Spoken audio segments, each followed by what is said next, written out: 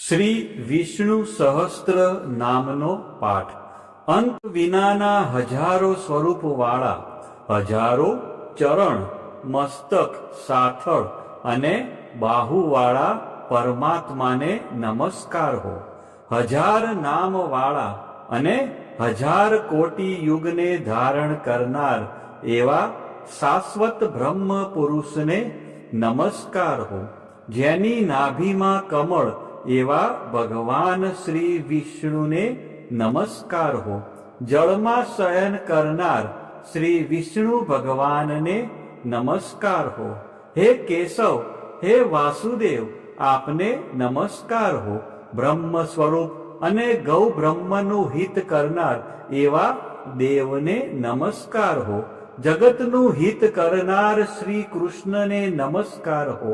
ગોવિંદ સ્વરૂપને નમસ્કાર હો. જેમ આકાશમાંથી પૃથ્વી પર પડેલું પાણી સમુદ્રમાં જાય છે, તેમ બધા દેવોને કરેલા નમસ્કાર ભગવાન કેશવ પ્રતિ જાય છે.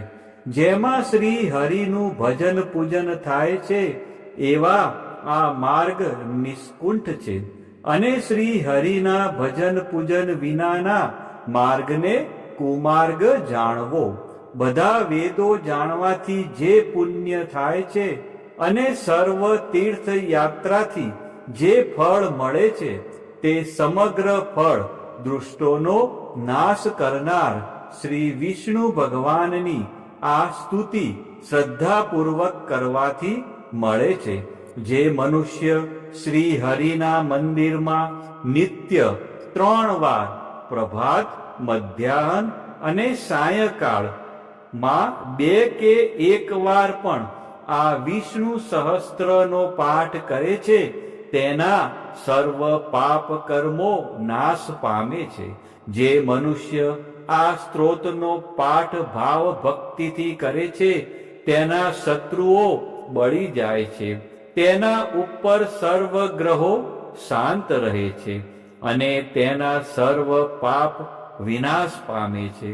જેણે શ્રદ્ધાપૂર્વક આ સ્ત્રોતોનું ધ્યાન કર્યું કે પાઠ કર્યા, તેને સર્વ દાન આપ્યા અને દેવોની ઋણા પ્રકારની પૂજા કરી એમ સમજવું. જે મનુષ્ય દરેક બારસના દિવસે મારી સમીપ આ સહસ્ત્ર નામનો પાઠ કરે છે, તેને આ લોક કે પરલોકમાં કોઈ પણ ઠેકાણે ભય રહેતો નથી અને તેના કરોડો પાપ ધીમે ધીમે બળી જાય છે. હે અર્જુન, જે મનુષ્ય પીપળાની પાસે કે તુલસીની પાસે બેસીને આ શ્રી વિષ્ણુ સહસ્ત્ર નામનો પાઠ કરે છે, તે કરોડો ગાયોના દાનનું ફળ પામે છે.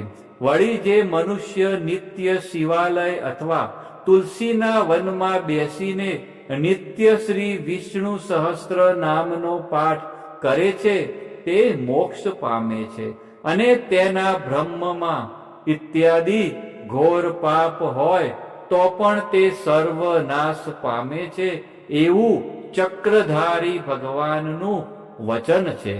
ઇતિ શ્રી જન્મ મહાભારત ભીમ યુધિષ્ઠિર સંવાદે શ્રી વિષ્ણુ દિવ્ય સહસ્ત્રના સ્તુતિ સંપૂર્ણ.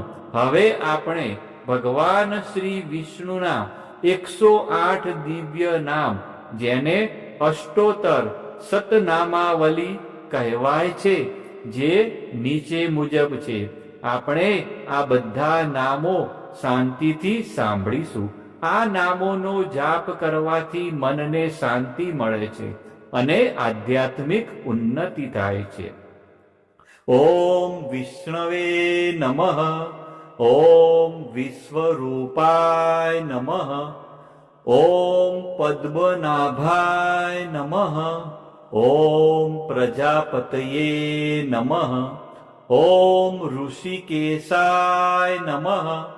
ઓમ પદ્મનાભાય નમઃ. ઓમ માધવાય નમઃ.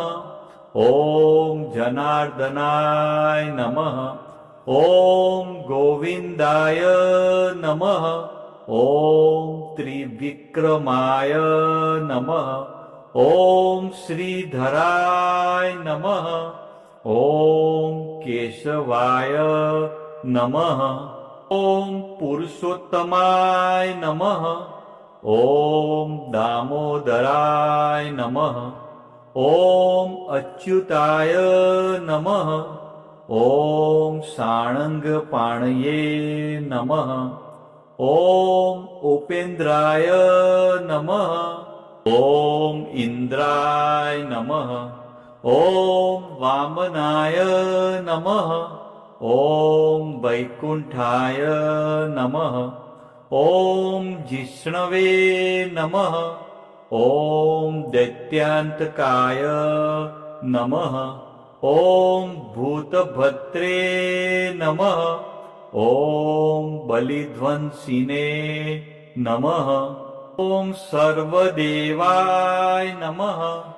ॐ चतुर्भुजाय नमः। ॐ गदाधराय नमः। ॐ चक्रपाणये नमः।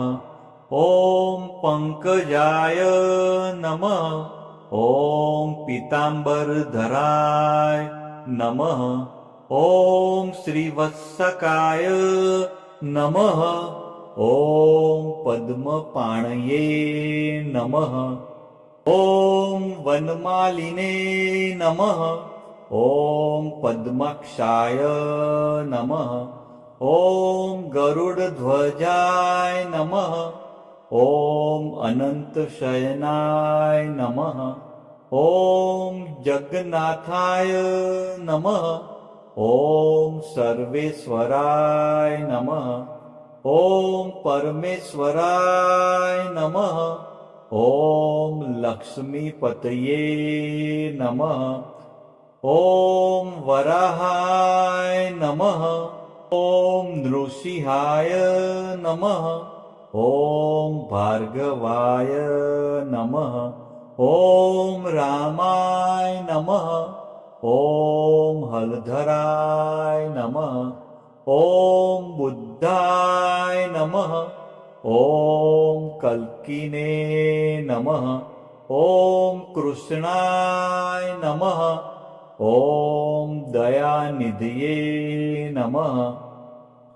ॐ दयामयाय नमः। ॐ ज्ञानेश्वराय नमः।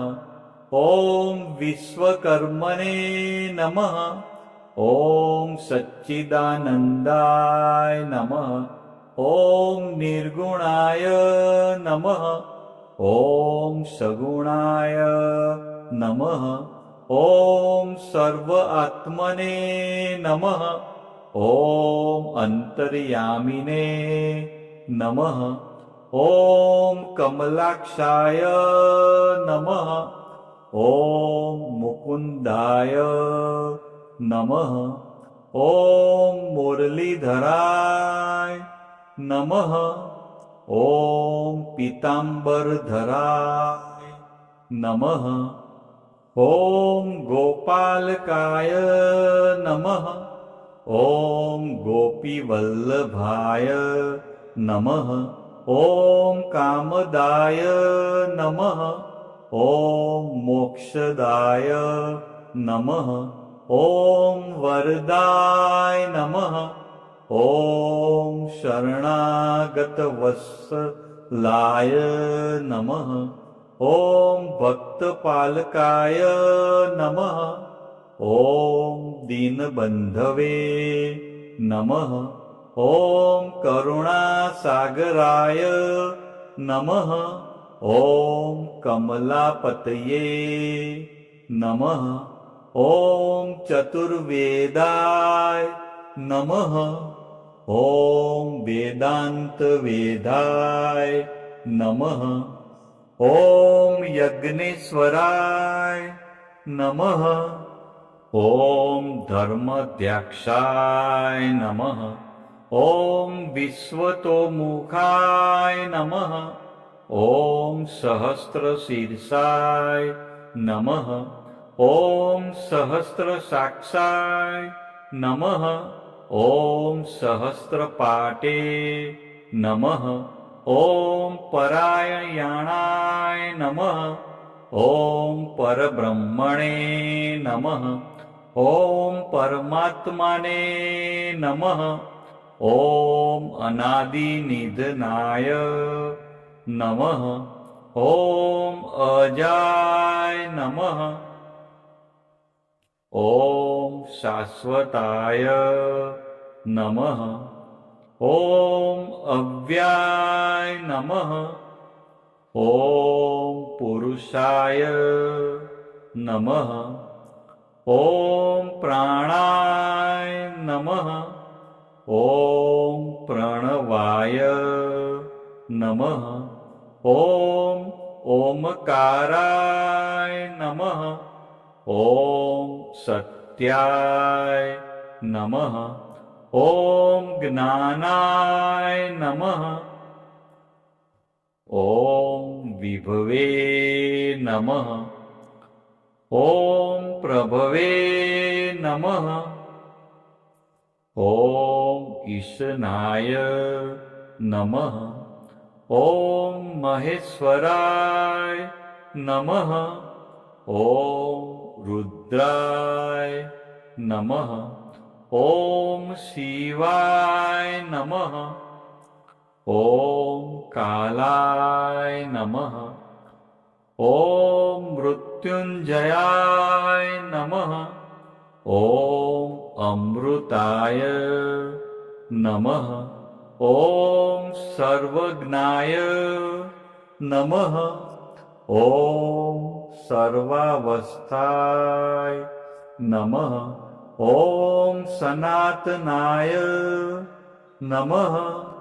ઓમ સર્વવ્યાપિને નમઃ.